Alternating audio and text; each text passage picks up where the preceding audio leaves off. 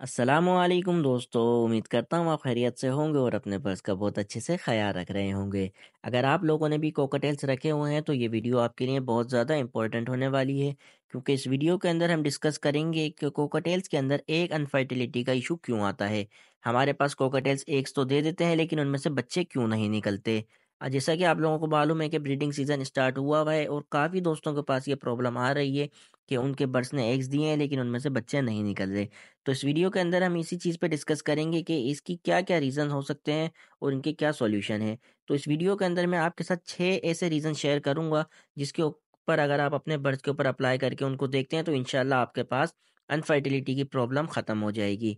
Number 1 के ऊपर जो हमारे पास सबसे मेन रीज़न है, जो अक्सर लोगों के पास ये गलती करते हैं, वो है ब्रीडिंग एज। मैं अक्सर कोकोटेल्स के लिए ये कहता हूँ कि कोकोटेल्स की एज जब भी आप बर्ड्स खरीदें तो एज कंफर्म करके ही लिया करें। मार्केट के अंदर लोग 8 महीने 9 महीने के कोकोटेल्स को देख के कहते हैं कि ये ब्रीडर पेयर है, आप इसे ले जाएं और फ़ौरन ये आपके पास ब्रीड कर देगा। और ऐसा होता भी है, 8 महीने 9 महीने की एज में कोकोटेल्स ब्रीड तो कर देता है, लेकिन वो सारे के सारे एग्स अनफर्टाइल कर देता है। उसका रीज़न ये है कि उनकी एज पूरी नहीं होती है, वो मैच्योर सही तरीके से नहीं हो पाते और हम उनको ब्रीडिंग पे लगा देते हैं। कोकटेल की जो सही ब्रीडिंग एज है वो है 15 महीने से 18 महीने उसकी एज होने दिया करें, उसके बाद ही उसको ब्रीड पे लगाया करें। अब हम बात करते हैं अपने सेकंड रीज़न की। जो सेकंड रीज़न है वो सबके पास तो ये प्रॉब्लम नहीं आती है, लेकिन जो नए शौकीन होते हैं उनके पास ये प्रॉब्लम अक्सर आ जाती है कि उन्होंने जेंडर कन्फर्म नहीं किया होता। उनके पास दोनों फीमेल एक साथ रखी हुई होती हैं, जिसकी वजह से ये प्रॉब्लम आ रही होती है। इसके ऊपर मैंने डिटेल एक वीडियो बनाई हुई है जेंडर आइडेंटिफिकेशन की, डिस्क्रिप्शन में लिंक है, आप वहाँ से देख सकते हैं। ये मैं इसलिए कह रहा हूँ कि अक्सर लोगों के पास ये मसला आता है, वो कहते हैं कि हमारे पास कोकोटेल्स 10-10 एग दे रहे हैं, 12-12 एग दे रहे हैं, और लेकिन वो सबके सब अनफर्टाइल हैं। उसका रीज़न ही यही होता है कि उन्होंने एक साथ 2 फीमेल छोड़ी हुई होती हैं। वो क्रॉस भी आपके सामने करेंगी, वो सब चीज़ें करती हैं। जब फीमेल हीट के ऊपर होती हैं तो आपस में वो क्रॉस भी करती हैं और एग्स भी ले कर देती हैं। लेकिन वो सब के सब अंडे अनफर्टाइल होते हैं, क्योंकि अंडों के अंदर बच्चा बनाने के लिए मेल का होना बहुत ज़्यादा ज़रूरी है। अगर आप लोगों को पास दोनों फीमेल हैं, अगर आपके पास अंडों की एवरेज ज़्यादा आ रही है, तो आप उनको चेंज करें, क्योंकि वो दोनों की दोनों फीमेल हैं। अब हम बात करते हैं अपने तीसरे रीज़न की। अगर आपने ये चेक कर लिया कि आपके मेल फीमेल कंफर्म है और उसकी एज भी कंफर्म है, अगर फिर भी आपके पास अनफर्टिलिटी का इशू आ रहा है, तो आप अपने केजेस के अंदर उनकी स्टिक ज़रूर चेक करें। अक्सर लोगों ने मिस्टेक की हुई होती है कि उन्होंने या तो स्टिक बहुत ज़्यादा पतली लगाई हुई होती है या बहुत ज़्यादा मोटी लगाई हुई होती है, या उन्हों की स्टिक इस तरीके से होती है कि वो झूल रही होती है, हिल रही होती है, सही से स्टिक एक जगह पे नहीं रुकी हुई होती। कॉकटेल्स के अंदर एक फर्टाइल उसी वक्त ही होते हैं जब कॉकटेल हो या कोई भी बर्ड हो, जब वो सही तरीके से मैटिंग करते हैं।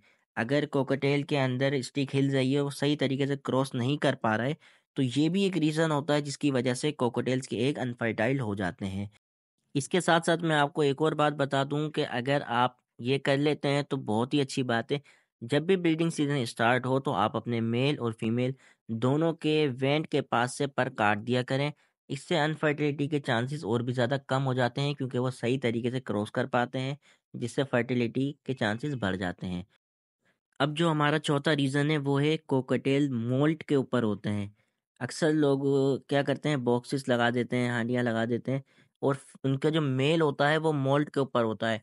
मतलब वो अपने पुराने पर झाड़ के नए पर लेके आ रहा होता है और हम उसे ब्रीडिंग के ऊपर लगा देते हैं कि उसके पर कहीं ना कहीं से कटे हुए होते हैं, झड़े हुए होते हैं, उसकी टेल सही तरीके से पूरी नहीं होती है, वो भी छोटी होती है। जब वो क्रॉस करता है तो वही वाली प्रॉब्लम आ जाती है, सही तरीके से वो मैटिंग नहीं कर पाता। ये भी एक प्रॉब्लम होती है जिसके ऊपर हम गौर नहीं करते, और ये प्रॉब्लम हो जाती है अनफर्टिलिटी की।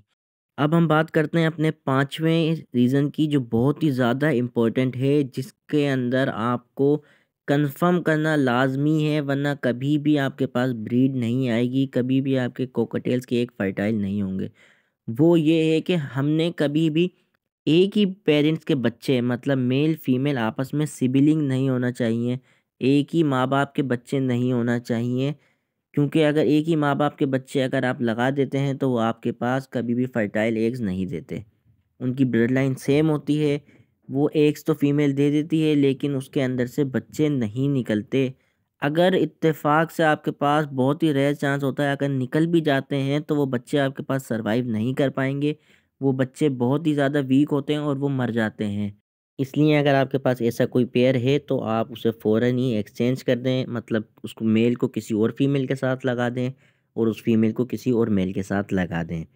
اب ہم بات کرتے ہیں اپنے چھٹے ریزن کی اندر، جو ہمارے پاس ایک پرابلم آتی ہے جس کی طرف کوئی بھی بہت ہی کم لوگ غور کرتے ہیں، وہ یہ ہے کہ ہم اپنے برڈس کو ڈائٹ میں کیا دے رہے ہیں۔ ہم اپنے برڈس کی ڈائٹ کا خیال نہیں کرتے۔ برڈس کے اندر فرٹیلیٹی کے اندر جو وائٹامن ہمیں چاہیے ہوتا ہے وہ وائٹامن ای میل کے لیے بہت زیادہ امپورٹنٹ ہوتا ہے۔ وائٹامن ای اکثر لوگ ہم جو سیڈ مکس گرمیوں میں دے رہے ہوتے ہیں وہی سردیوں میں دے دیتے ہیں، سردیوں والا سیڈ مکس گرمیوں میں دے رہے ہوتے ہیں۔ تو بریڈنگ سیزن کے اندر ہمارے کو اس چیز کا خاص خیال رکھنا چاہیے برڈس کی ڈائٹ کے لیے۔ ہمیں ایسی چیزوں کا استعمال کرنا چاہیے جس کے اندر وائٹامن ای کی کوانٹٹی تھوڑی زیادہ ہو، جیسے آپ سردیوں کے اندر سن فلاور سیڈ کا ضرور استعمال کیا کریں۔ سیکنڈ یہ کہ اگر آپ گرین فوڈ کے اندر سافٹ فوڈ میں انہیں پالک دے سکتے ہیں، بروکلی دے سکتے ہیں، یہ تمام بہترین چیزیں آرگینک طریقہ کار سے آپ وائٹامن ای دے سکتے ہیں۔ لیکن اگر آپ کے پاس آرگینکلی نہیں دے پا رہے ہیں، آپ کو نہیں آپ کے بچے کھاتے، تو لاسٹ کے اندر ہمارے پاس جو آپشن رہ جاتا ہے وہ میڈیسن ہے۔ تو میڈیسن کے اندر میں ریکمینڈ تو نہیں کرتا ہوں، لیکن پھر بھی اگر آپ کے پاس یہ پرابلم آ رہی ہے تو آپ اپنے برڈس کو ایویون کے کیپسول بھی استعمال کروا سکتے ہیں۔ اس کو طریقہ کار یہ ہوتا ہے کہ آپ اس کو اپنے جو سیڈ مکس ہوتا ہے اس کے اندر ڈال لیں یا بوائلڈ ایگ کے اندر اس کو مکس کر کے آپ اپنے برڈس کو کھلائیں، تو انشاءاللہ وائٹامن ای کی کمی اس میں دور ہو جائے گی، کیونکہ وائٹامن ای کی وجہ سے ہمارے ایگز انفرٹائل ہوتے ہیں۔ امید کرتا ہوں آپ کو تمام ہی چیزیں سمجھ میں آ گئی ہوں گی، لیکن اگر آپ کو کوئی بھی چیز آپ کو ڈاؤٹ ہے، کوئی چیز کلیئر نہیں ہوئی، تو آپ کمنٹ باکس میں آ کے مجھ سے پوچھ سکتے ہیں۔ اور اگر یہ ویڈیو اچھی لگی ہو تو میرے چینل کو ضرور سبسکرائب کر دیں، تاکہ اسی طریقے کی اور بھی ویڈیوز میں آپ کے لیے بناتا رہوں۔ تو ملتے ہیں نیکسٹ ویڈیو میں انشاءاللہ۔